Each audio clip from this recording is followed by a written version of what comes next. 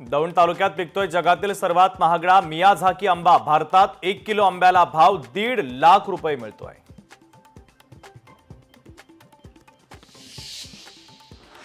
नंदुरबारमध्ये पपई प्रक्रिया उद्योगातून शहादा तालुक्यात शेकडो कुटुंबांना रोजगार। उन्हाळ्यामध्ये गुरांना चारा उपलब्ध होत असल्यानं समाधान।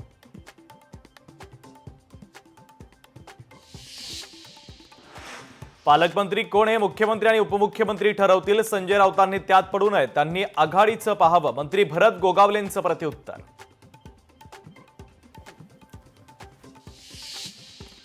वाशीमध्ये ठाकरेंच्या शिवसेनेचा ट्रॅक्टर मोर्चा। शेतकऱ्यांच्या प्रश्नावर ठाकरेंच्या शिवसेनेचं आंदोलन।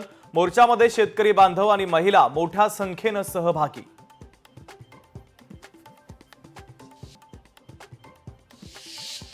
जलजीवन योजनेची 3,58 लाखांची कामं निकृष्ट। बीड तालुक्यातील आहेर वडगाव येथील घटना। कार्यकारी अभियंत्यांकडून अरेरावी झाल्याचा देखील आरोप।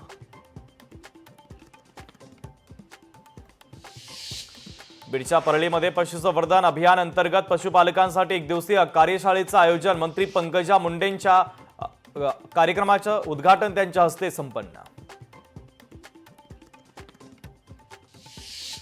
सांगलीमध्ये भर दिवसात चोरट्यांचा धुमाकूळ। कर्मवीर चौकामध्ये वृद्धाचं 40 तोळे सोनं केलेलं लंपास। घटनास्थळी पोलीस दाखल, तपास सुरू।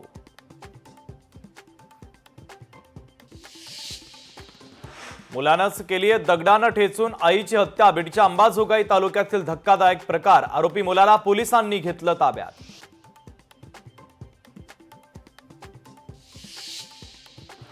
परभणीमध्ये शॉर्ट सर्किटमुळे घराला भीषण आग। लाखोंचं नुकसान, जीवितहानी नाही।